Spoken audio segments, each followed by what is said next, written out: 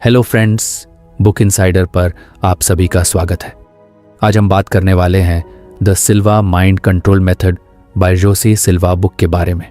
राम नाम का एक लड़का था जो इंदौर में रहता था। वो एक छोटे से इलेक्ट्रॉनिक्स की दुकान पर काम करता था। वायर जोड़ना, पंखे और बल्ब रिपेयर करना, यही उसकी रोजी रोटी थी।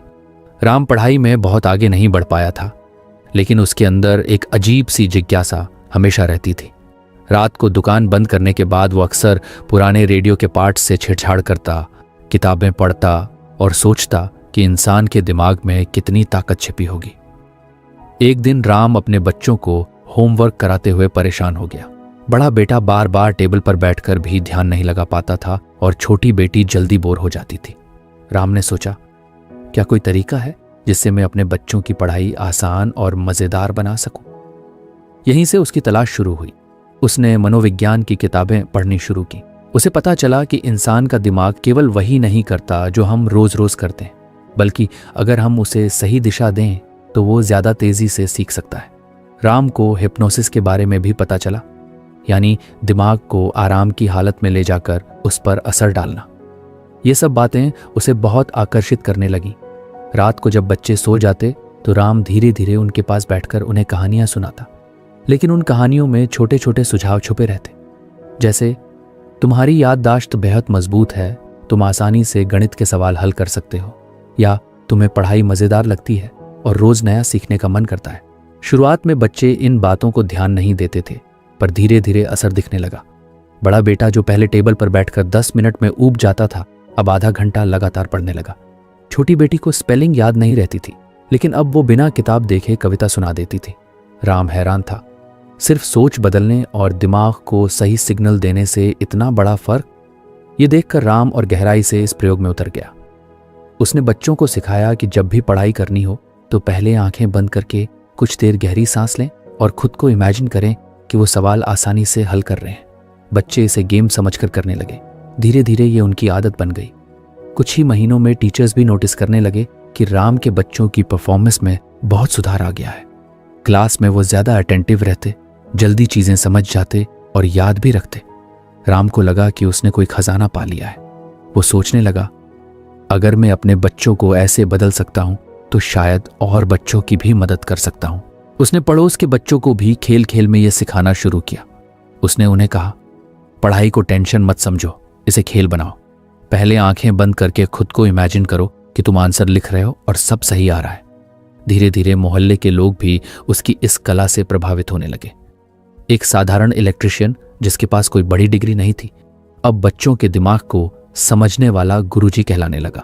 लेकिन राम की सबसे बड़ी खुशी ये नहीं थी कि लोग उसे गुरु मानने लगे। उसकी सबसे बड़ी खुशी ये थी कि उसने अपने बच्चों को वो ताकत दे दी थी जो शायद किताबें अकेले नहीं दे पाती, अपने दिमाग पर काबू पाने की ताकत। कभी कभी राम सोच में डूब जाता, मैंने तो बिजली के तार जोड़ना सीखा था, लेकिन असली करंट तो इंसान के दिमाग में है। अगर इस करंट को सही दिशा दे दी जाए तो ये पूरी जिंदगी बदल सकता है। उसकी ये कहानी सुनकर मोहल्ले के लोग अक्सर हैरान होते थे। सब कहते, राम भाई, आपने बच्चों की पढ़ाई में इतना सुधार कैसे कर दिया? और वो मुस्कुरा कर जवाब देता, मैंने कुछ नया नहीं किया, बस उनके दिमाग से दोस्ती कर ली। धीरे धीरे राम की ये खोज उसके जीवन का मकसद बन गई। अब उसका सपना था कि हर बच्चा सीखने की कला को आसान और मजेदार बना सके। उसके लिए पढ़ाई बोझ नहीं बल्कि एडवेंचर बन जाए। राम की ये कहानी हमें यही सिखाती है कि इंसान का दिमाग सिर्फ सोचने भर का औजार नहीं है, बल्कि अगर हम इसे सही तरीके से ट्रेन करें तो ये हमारी जिंदगी की सबसे बड़ी ताकत बन सकता है। एक साधारण इलेक्ट्रिशियन ने यह साबित कर दिया कि जिंदगी बदलने के लिए बड़े रिसोर्स या डिग्री की जरूरत नहीं होती। जरूरत होती है जिज्ञासा और लगातार कोशिश करने की। राम अब सिर्फ अपने बच्चों तक ही सीमित नहीं रहा था। मोहल्ले में उसकी पहचान एक अलग तरह के टीचर की बन चुकी थी। लोग कहते थे, राम भाई बच्चों के साथ कुछ मैजिक करते हैं और बच्चे तुरंत पढ़ाई में अच्छे हो जाते हैं। लेकिन राम जानता था कि यह मैजिक नहीं है, बल्कि दिमाग की ताकत है। एक दिन राम की दुकान पर एक दोस्त आया। नाम था सुरेश। सुरेश एक छोटा सा बिजनेस चलाता था, लेकिन हमेशा परेशान और तनाव में रहता था। उसने राम से कहा, भाई, तुम्हारे बच्चों में तो बहुत सुधार दिख रहा है, पर मैं खुद जिंदगी में फोकस नहीं कर पाता। जब भी कोई काम करने बैठता हूं, मन कहीं और चला जाता है। दिमाग कभी पुराने टेंशन में, कभी भविष्य की चिंता में उलझा रहता है। कोई तरीका है क्या जिससे मैं अपना मन काबू में रख सकूं? राम को तुरंत अपने अनुभव याद आए। उसने कहा, सुरेश, मैंने बच्चों को सिखाया कि पढ़ाई से पहले कुछ देर आंखें बंद करके आराम करो, सांस पर ध्यान दो। इस तरह वो गहरी शांति की हालत में पहुंच जाते हैं। इसी को दिमाग की भाषा में कहते हैं अल्फा स्टेट, यानी दिमाग का वो स्तर जहां इंसान रिलैक्स रहता है लेकिन पूरी तरह जागरूक भी होता है। जब दिमाग इस स्थिति में पहुंचता है तो क्रिएटिविटी और कंसंट्रेशन दोनों बढ़ जाते हैं। सुरेश को पहले विश्वास नहीं हुआ। अगर आपको हमारी फ्री समरी अच्छी लगती है तो आप हमारे चैनल को सब्सक्राइब कर सकते हैं, हमारी मेंबरशिप खरीद सकते हैं या हमें यूपीआई के थ्रू सपोर्ट कर सकते हैं। अब समरी पर वापस चलते हैं। उसने हंसकर कहा, भाई, मैं मेडिटेशन जैसी चीजों के लिए बना ही नहीं हूं। मैं तो बैठते ही बेचैन हो जाता हूं। राम ने मुस्कुराकर जवाब दिया, तू बस 5 मिनट मेरे कहे अनुसार कर। अगर असर न दिखे तो छोड़ देना। उस रात सुरेश राम के बताए तरीके को आजमाने बैठा। उसने एक शांत जगह चुनी, आंखें बंद की और गहरी सांसें लेना शुरू किया। पहले तो उसका दिमाग भागने लगा, कभी दुकान का हिसाब, कभी ईएमआई की चिंता, कभी घर का खर्च। लेकिन राम की बात याद आई, सोच को रोकना मत, बस आने दो और जाने दो। धीरे धीरे सुरेश ने महसूस किया कि उसका शरीर हल्का लग रहा है और दिमाग शांत हो रहा है। कुछ ही दिनों में उसे फर्क दिखने लगा। पहले जहां वो बिजनेस की प्लानिंग करते हुए घबरा जाता था, अब वो शांति से बैठकर साफ साफ सोच पाता था। नए नए आइडियाज आने लगे। वो सोचने लगा, मैं अपने प्रोडक्ट्स को ऑनलाइन क्यों ना बेचूं, जो पहले उसके दिमाग में कभी नहीं आया था। सुरेश ने राम को आकर कहा, भाई, ये तो गजब की चीज है। मेरा दिमाग अब पहले से ज्यादा तेज चलता है और काम में मन भी लगता है। राम मुस्कुरा दिया। यही तो अल्फा स्टेट का कमाल है। जब दिमाग रिलैक्स होता है तभी उसकी असली ताकत खुलती है। स्ट्रेस और डर क्रिएटिविटी को ब्लॉक कर देते हैं, लेकिन शांति और ध्यान से दिमाग खुल जाता है। इसी बीच राम ने अपने बच्चों पर भी ये नया प्रयोग किया। उसने उन्हें कहा, पढ़ाई शुरू करने से पहले 2 मिनट आंखें बंद करके कल्पना करो कि तुमने किताब खोली है और जो पढ़ रहे हो वो आसानी से याद हो रहा है। बच्चे पहले हंसने लगे, पर फिर इसे करने लगे। नतीजा ये हुआ कि बच्चों को याद करने में अब आधा समय लगता था। धीरे धीरे राम ने इस तरीके को अपने मोहल्ले के और लोगों के साथ भी बांटना शुरू किया। उसने देखा कि जो लोग मेडिटेशन के जरिए अल्फा स्टेट तक पहुंचते हैं, वो सिर्फ पढ़ाई या काम में ही नहीं, बल्कि रिश्तों में भी सुधार देखते हैं। एक पड़ोसी औरत जो हमेशा चिड़चिड़ी रहती थी, उसने ये तकनीक अपनाई और अब ज्यादा शांत और खुश रहने लगी। राम को एहसास हुआ कि अल्फा स्टेट सिर्फ बच्चों की पढ़ाई या बिजनेस की प्लानिंग के लिए नहीं है, बल्कि ये जिंदगी के हर हिस्से को बेहतर बना सकता है। अगर इंसान रोज कुछ देर दिमाग को शांत रखे तो उसका ध्यान बढ़ता है, कल्पना शक्ति खुलती है और हर काम आसान लगने लगता है। एक दिन राम अपने बच्चों के साथ बैठा था। उसने उन्हें समझाया, बच्चों, दिमाग को तुम कंप्यूटर समझो। जब उसमें बहुत सारे प्रोग्राम एक साथ चलते हैं तो वो स्लो हो जाता है, लेकिन जब हम उसे रीसेट करते हैं तो वो तेजी से काम करने लगता है। मेडिटेशन और अल्फा स्टेट दिमाग का वही रीसेट बटन है। बच्चे हंस पड़े, लेकिन उन्हें बात समझ आ गई। राम का छोटा बेटा बोला, पापा, जब मैं एग्जाम की टेंशन में होता हूं और आपकी बताई ब्रीदिंग करता हूं तो सच में लगता है जैसे दिमाग साफ हो गया। पहले मैं घबराता था, अब आराम से सोच लेता हूं। राम ने मन ही मन सोचा, यही तो मेरी जीत है। अगर मेरे बच्चे दिमाग को काबू में रखना सीख जाएंगे तो जिंदगी में कोई मुश्किल उन्हें रोक नहीं पाएगी। धीरे धीरे राम की यह कहानी पूरे शहर में फैलने लगी। लोग कहते, एक साधारण इलेक्ट्रिशियन ने हमें सिखा दिया कि दिमाग की सबसे बड़ी ताकत शांति में छुपी है। राम को कई बार लगता कि यह सब किसी चमत्कार जैसा है, लेकिन वो जानता था कि यह कोई जादू नहीं बल्कि साइंस है। जब दिमाग स्ट्रेस से निकलकर रिलैक्स होता है तो ब्रेन वेव्स का लेवल बदल जाता है और हम अल्फा स्टेट में पहुंचते हैं।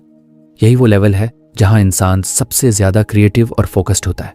राम अक्सर लोगों से कहता, अगर आप दिन में 10 मिनट भी अल्फा स्टेट की प्रैक्टिस कर लो तो आपके काम, पढ़ाई, रिश्ते सब बदल जाएंगे। ये दिमाग की असली जिम है। और सच यही था। सुरेश का बिजनेस धीरे धीरे बढ़ने लगा। बच्चों की पढ़ाई आसान हो गई और मोहल्ले के लोग ज्यादा शांत और खुश नजर आने लगे। राम का सपना अब यह था कि वो इस कला को और ज्यादा लोगों तक पहुंचाए। वो सोचता था। मैंने तार जोड़ने से शुरुआत की थी, लेकिन अब मैं इंसानों के दिमाग को जोड़ रहा हूं और यही मेरी असली कमाई है। राम अब मेडिटेशन और अल्फा स्टेट के बारे में काफी कुछ सीख चुका था। उसके मोहल्ले में लोग अब उसे सिर्फ इलेक्ट्रिशियन राम नहीं कहते थे, बल्कि मन का डॉक्टर कहकर बुलाने लगे थे। एक दिन एक नया अनुभव उसकी जिंदगी बदलने वाला था। उसके पड़ोस में एक लड़की थी, नाम था नेहा। वो कॉलेज में पढ़ती थी और उसका सपना था डॉक्टर बनने का। लेकिन नेहा को हमेशा डर लगता था कि इतनी बड़ी कंपटीशन में वो सफल नहीं हो पाएगी। उसने राम से कहा, भैया मैं खूब पढ़ाई करती हूँ, लेकिन एग्जाम के वक्त दिमाग ब्लैंक हो जाता है। मुझे लगता है कि मैं कभी MBBS में एडमिशन नहीं ले पाऊंगी। राम ने उसकी बात ध्यान से सुनी और बोला, देख नेहा, सिर्फ पढ़ाई काफी नहीं होती। तुम्हें अपने दिमाग को यह विश्वास दिलाना होगा कि तुम ये कर सकती हो। इसके लिए विजुअलाइजेशन सबसे बड़ा हथियार है। नेहा ने पूछा, विजुअलाइजेशन मतलब सिर्फ सोच लेना कि मैं सफल हो जाऊंगी? राम मुस्कुराया, नहीं, ये सिर्फ सोचना नहीं है।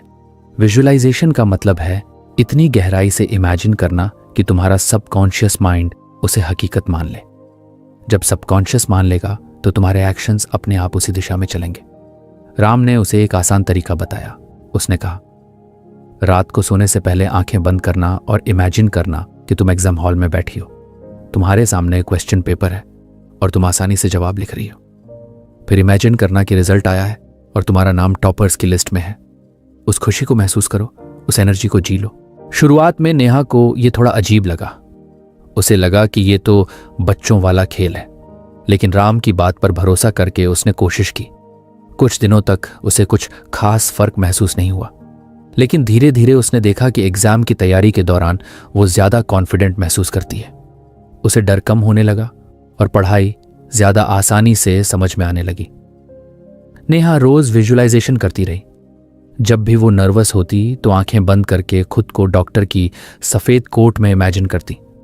वो सोचती कि उसके गले में स्टेथोस्कोप है और मरीज उससे इलाज करवा रहे हैं। इस इमेजिनेशन से उसे एक अजीब सी ताकत मिलने लगी।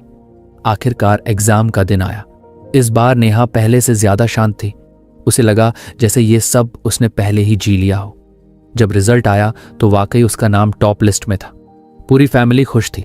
नेहा ने सबसे पहले राम को धन्यवाद दिया। भैया, आपने मुझे सिखाया कि सपने सिर्फ देखे नहीं जाते, उन्हें विजुअलाइज करना भी जरूरी है, तभी वो हकीकत बनते हैं। ये कहानी सुनकर मोहल्ले के और लोग भी विजुअलाइजेशन सीखने आए। राम ने उन्हें समझाया, देखो, सबकॉन्शियस माइंड और कॉन्शियस माइंड में फर्क होता है। कॉन्शियस माइंड सोचता है, प्लान बनाता है, लेकिन सबकॉन्शियस माइंड पर विश्वास करने से ही असली बदलाव आता है।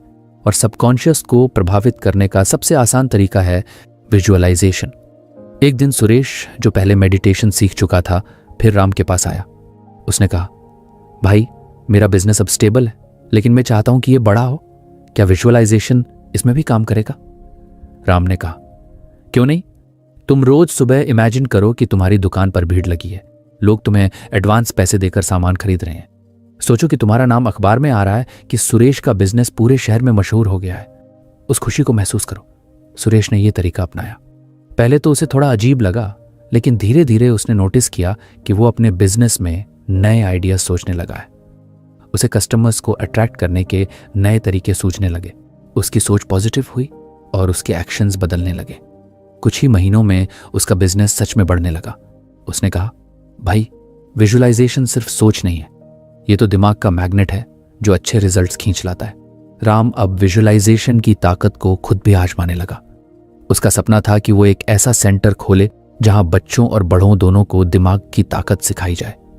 उसने रोज विजुअलाइज करना शुरू किया कि उसके पास एक बड़ा हॉल है, लोग ध्यान से बैठे उसकी बातें सुन रहे हैं और वो सबकी जिंदगी बदल रहा है।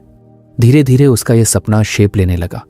पहले उसने अपने घर की छत पर कुछ लोगों को बुलाकर सेशन शुरू किया। फिर उसकी ख्याति फैली और लोग ज्यादा आने लगे। एक बिजनेसमैन ने उसकी मदद की और उसे एक हॉल किराए पर दिलवा दिया। अब राम का सपना धीरे धीरे हकीकत में बदल रहा था। राम अक्सर सोचता, अगर मैं विजुअलाइजेशन न समझता तो शायद मैं कभी ये कदम न उठा पाता। पर जब मैंने इसे गहराई से इमेजिन किया तो दिमाग ने खुद रास्ते बनाना शुरू कर दिए। मोहल्ले के बच्चे भी विजुअलाइजेशन से खेल खेल में बहुत कुछ सीखने लगे। कोई क्रिकेट प्लेयर बनने का सपना देखता तो राम उसे सिखाता। खुद को इमेजिन करो कि तुम मैदान में शतक मार रहे हो। कोई डांसर बनना चाहता तो वो उसे सिखाता। खुद को स्टेज पर इमेजिन करो, तालियां बज रही हैं। बच्चे इस टेक्निक को मज़ेदार गेम मानते और उनका कॉन्फिडेंस बढ़ जाता। धीरे धीरे राम की ये सीख शहर से बाहर भी फैलने लगी।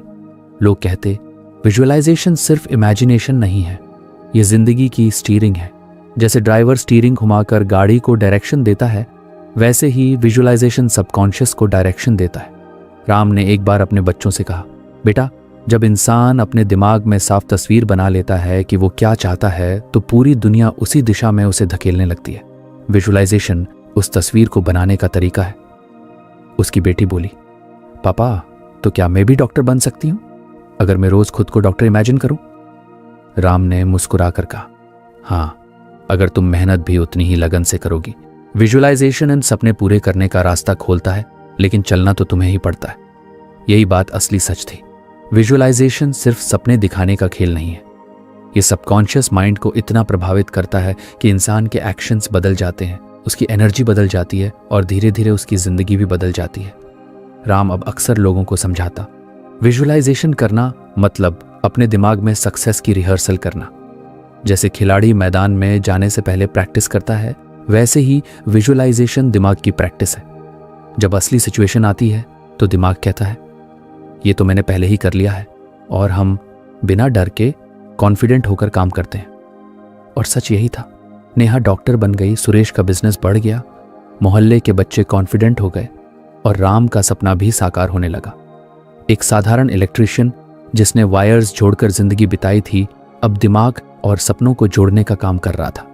अब तक राम ने विजुअलाइजेशन की ताकत से कई लोगों की जिंदगी बदलते देखी थी, लेकिन उसे महसूस हुआ कि सिर्फ सपना देखना या हल्की फुल्की कल्पना करना ही काफी नहीं है। असली कमाल तब होता है जब इंसान अपने गोल्स की इतनी जीवंत और साफ तस्वीर दिमाग में बनाए कि सबकॉन्शियस उसे ऑन गोइंग रियलिटी समझने लगे। यही था मेंटल प्रोजेक्शन का खेल। राम को इस बात का एहसास तब हुआ जब उसके पास मोहल्ले का एक नौजवान आया। नाम था अर्जुन। अर्जुन यूपीएससी की तैयारी कर रहा था। दिन रात पढ़ाई करता, लेकिन उसके अंदर हमेशा डर रहता कि इतनी कंपटीशन में वो कहीं हार ना जाए। उसने राम से कहा, भैया, मुझे लगता है कि ये एग्जाम मेरे बस की बात नहीं है। जितनी मेहनत करूं उतना डर बढ़ जाता है।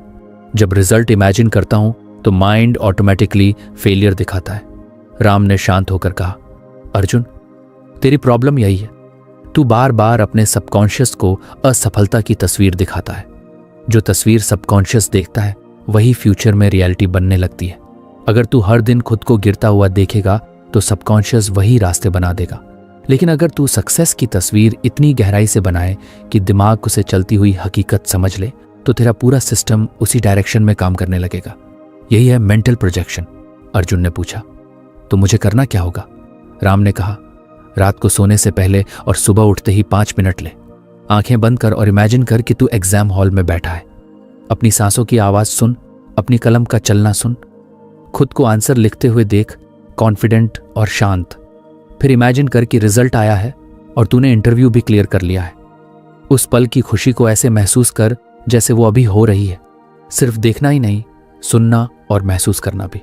जब बार बार ऐसा करेगा तो तेरे अंदर वो एनर्जी आ जाएगी जो तुझे नेचुरली उस दिशा में ले जाएगी।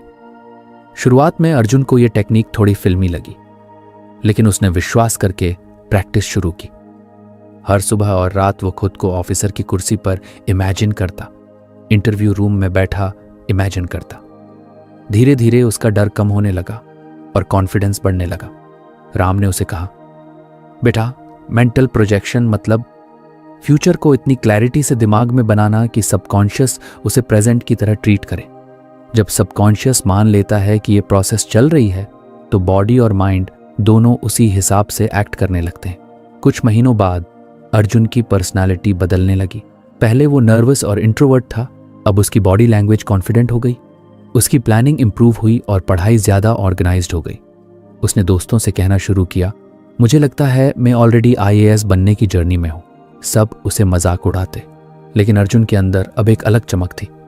आखिरकार एग्जाम का दिन आया। अर्जुन शांत और फोकस था। उसने वही एनर्जी महसूस की जो वो रोज प्रोजेक्शन में इमेजिन करता था। जब रिजल्ट आया तो वो पास हो गया। इंटरव्यू के बाद उसका सिलेक्शन भी हो गया। वो दौड़ता हुआ राम के पास आया और बोला, भैया आपने सही कहा था, मेंटल प्रोजेक्शन ने मेरी किस्मत बदल दी। पहले मैं फ्यूचर को डरावनी फिल्म की तरह देखता था, अब मैंने उसे पॉजिटिव फिल्म में बदल दिया और सबकॉन्शियस ने उसी फिल्म को हकीकत बना दिया। इस घटना ने राम को और गहराई से सिखाया कि मेंटल प्रोजेक्शन सिर्फ स्टूडेंट्स के लिए नहीं, हर इंसान के लिए जरूरी है। उसने सोचा कि क्यों ना इस टेक्निक को और लोगों तक पहुंचाया जाए। एक दिन एक औरत उसके पास आई। उसका नाम था सीमा। वो सिलाई का काम करती थी और उसका सपना था कि वो अपनी बुटीक खोले, लेकिन उसकी दिक्कत ये थी कि वो कभी खुद को सक्सेसफुल इमेजिन ही नहीं कर पाती थी। उसे लगता था कि बड़े बड़े शोरूम वाले ही आगे बढ़ सकते हैं। राम ने कहा, सीमा तू रोज इमेजिन कर कि तेरे बुटीक में कस्टमर्स की भीड़ लगी है, लोग तेरे डिजाइन्स की तारीफ कर रहे हैं, खुश होकर एडवांस पैसे दे रहे हैं। वो सीन ऐसे देख जैसे फिल्म चल रही हो। अपनी दुकान की खुशबू, रंग और माहौल को फील कर। सीमा ने रोज ये प्रैक्टिस शुरू की। उसने अपने मन में बुटीक का नाम तक इमेजिन किया और साइन बोर्ड की तस्वीर रोज दिमाग में बनाई। धीरे धीरे उसकी एनर्जी बदल गई। पहले वो सिर्फ छोटे छोटे ऑर्डर्स लेती थी, लेकिन अब उसने रिस्क उठाकर थोड़े बड़े ऑर्डर्स लेना शुरू किया। उसकी सिलाई में निखार आया और लोग उसे रिकमेंड करने लगे। कुछ महीनों बाद उसने मोहल्ले में ही एक छोटा सा बुटीक खोल लिया। जब उसने उद्घाटन किया तो उसने राम को बुलाकर कहा, भैया ये सब आपके मेंटल प्रोजेक्शन की वजह से हुआ। मैंने पहले अपने दिमाग में ये दुकान बनाई, तभी बाहर भी बना पाई। राम अब समझ गया था कि मेंटल प्रोजेक्शन एक तरह से रिहर्सल ऑफ लाइफ है। जब हम मन में बार बार वही सीन जीते हैं जो हमें चाहिए, तो सबकॉन्शियस उसे एक्सेप्ट कर लेता है और पूरा सिस्टम उसी हिसाब से एडजस्ट हो जाता है। उसने अपने बच्चों को भी ये सिखाया। उसने कहा, बेटा अगर तुम डॉक्टर, इंजीनियर या कुछ भी बनना चाहते हो तो बस पढ़ाई ही नहीं करनी, बल्कि रोज अपने गोल को ऐसे इमेजिन करना है जैसे वो ऑलरेडी चल रहा है। सबकॉन्शियस माइंड रियलिटी और इमेजिनेशन में फर्क नहीं करता। जो तस्वीर तुम उसे बार बार दिखाओगे वही असली बन जाएगी। उसका बेटा बोला, पापा तो क्या अगर मैं रोज खुद को क्रिकेट ग्राउंड में सेंचुरी बनाते इमेजिन करूं तो मैं सच में क्रिकेटर बन जाऊंगा? राम ने हंसते हुए कहा, हाँ, लेकिन साथ में प्रैक्टिस भी करनी पड़ेगी। मेंटल प्रोजेक्शन रास्ता खोलता है, लेकिन चलना तुम्हें ही होगा। ये तुम्हें सही डायरेक्शन और मोटिवेशन देता है। धीरे धीरे राम की ये टीचिंग्स और लोगों तक पहुंचने लगी।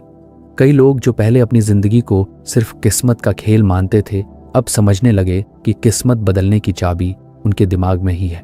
राम अक्सर लोगों से कहता, अगर आप अपनी जिंदगी को बदलना चाहते हो तो हर दिन 5 मिनट फ्यूचर को ऐसे देखो जैसे वो ऑलरेडी चल रहा हो। अपने गोल को इतना विविड इमेजिन करो कि दिमाग उसे आज की हकीकत मान ले। यही मेंटल प्रोजेक्शन है और यही फ्यूचर बनाने का सबसे आसान तरीका।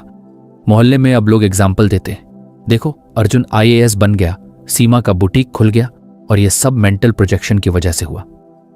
राम की सबसे बड़ी खुशी ये थी कि उसने ये साबित कर दिया कि दिमाग की ताकत किसी भी इंसान की जिंदगी बदल सकती है। उसे अब लगता था कि वो वायर्स से ज्यादा लोगों के सपनों को जोड़ने वाला इलेक्ट्रिशियन बन चुका है। राम अब विजुअलाइजेशन और मेंटल प्रोजेक्शन का असर कई लोगों की जिंदगी में देख चुका था। लेकिन एक दिन उसे खुद ही एक बहुत बड़ी दिक्कत आ गई। उसकी दुकान में काम अचानक कम हो गया था। मोहल्ले में एक नई इलेक्ट्रॉनिक्स की दुकान खुल गई थी, जहां ज्यादा मॉडर्न सामान और डिस्काउंट्स मिल रहे थे। ग्राहक धीरे धीरे उधर जाने लगे। राम परेशान हो गया। अगर ऐसे ही चलता रहा तो दुकान बंद करनी पड़ेगी। वो सोचता रहा कि क्या करूं। दिमाग में बार बार यही सवाल घूमता, कैसे कस्टमर्स वापस लाऊं? लेकिन जितना सोचता उतना टेंशन बढ़ता और कोई क्लियर आइडिया नहीं आता। तभी उसे याद आया कि उसने दूसरों को सिखाया था, जब कोई समस्या आए तो अल्फा स्टेट में जाओ और अपने दिमाग से समाधान मांगो। दिमाग खुद तुम्हें आंसर देगा। उसे लगा कि क्यों ना यह तरीका खुद पर भी आजमाऊं। उस रात राम दुकान बंद करके घर आया। सब सो गए तो वो अपने कमरे में चुपचाप बैठा। आंखें बंद की, गहरी सांस ली और धीरे धीरे अपने दिमाग को शांत किया। वो अल्फा स्टेट में चला गया, वही हालत जहां बॉडी रिलैक्स रहती है और माइंड जागरूक होता है।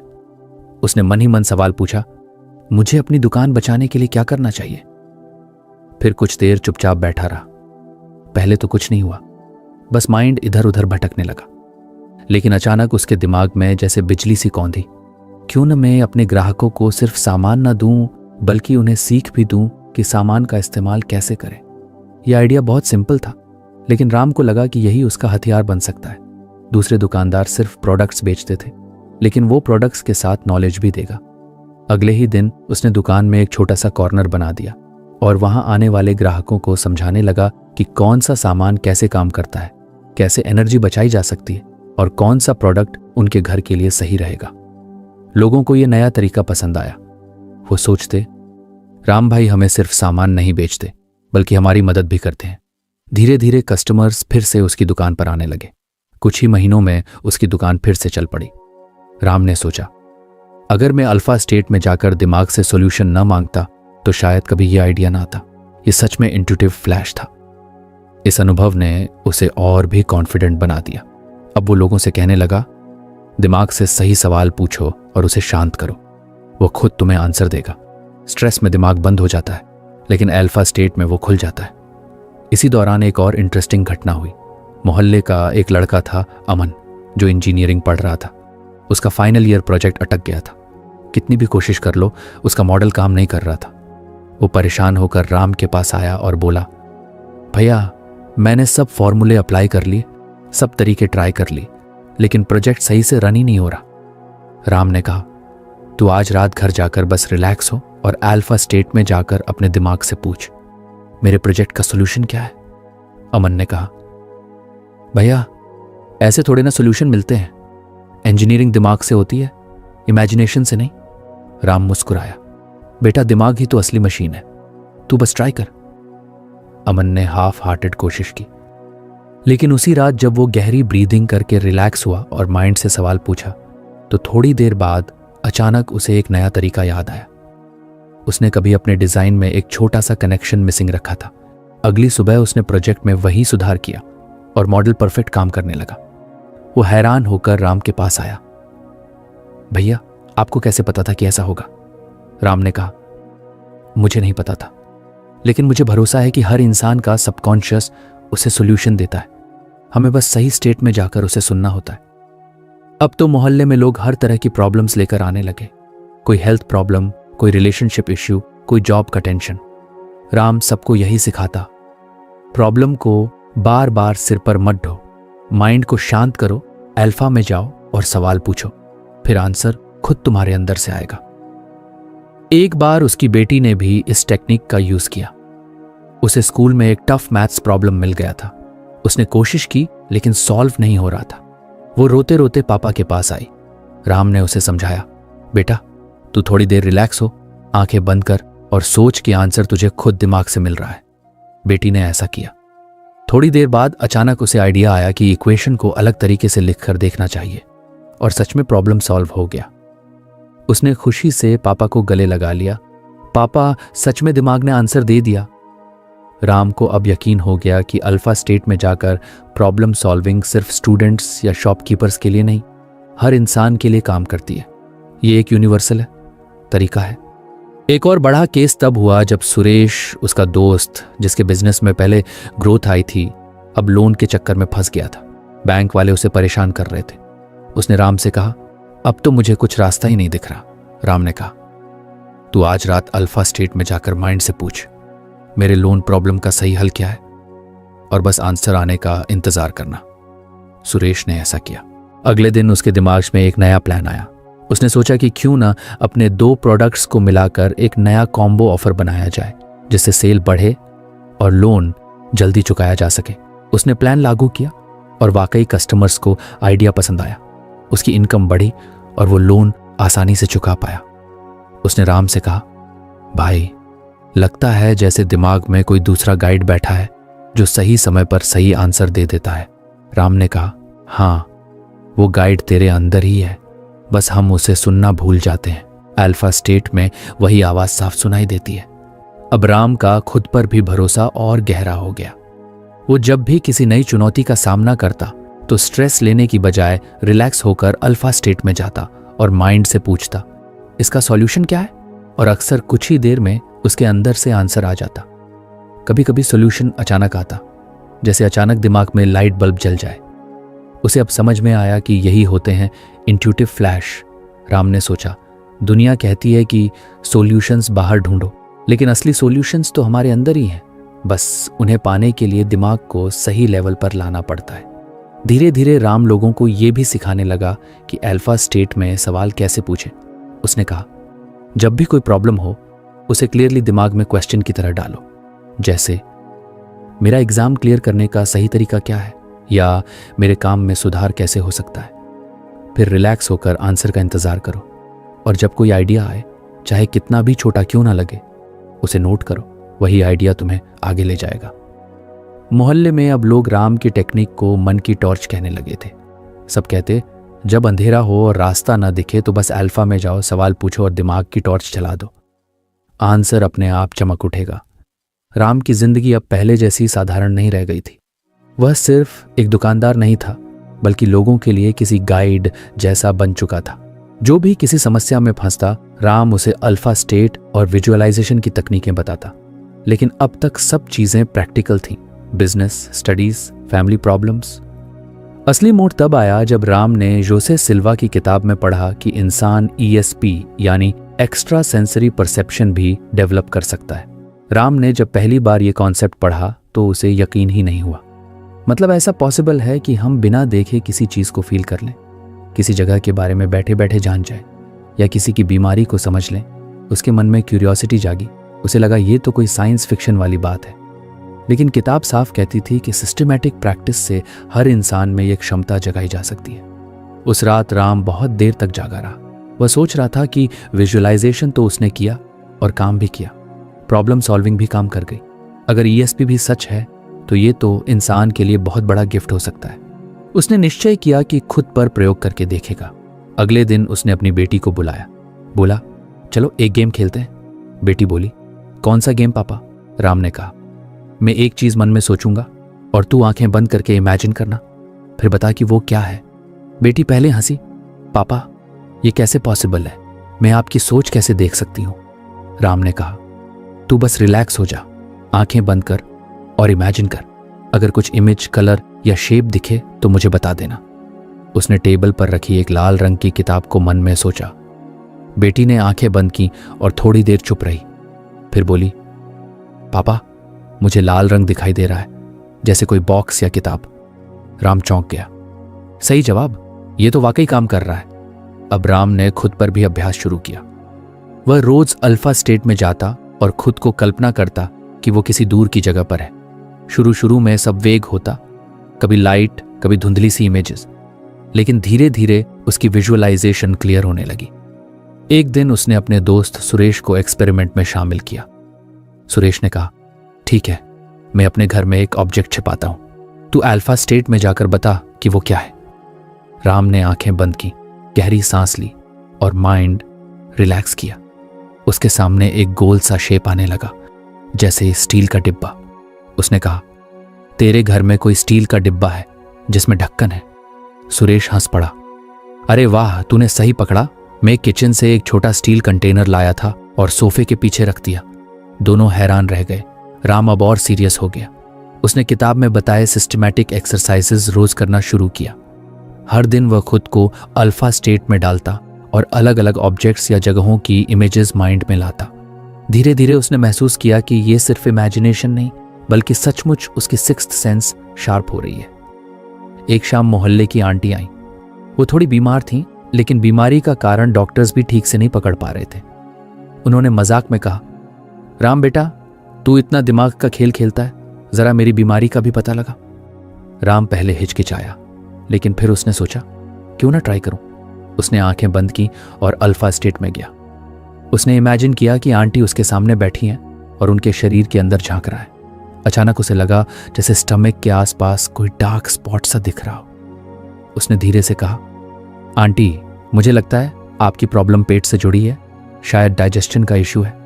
तो फ्रेंड्स, ये थी हमारी आज की बुक स्यूमेरी। आपको कैसी लगी कमेंट करके ज़रूर बताएं, और धन्यवाद आपका स्यूमेरी एंड तक सुनने के लिए।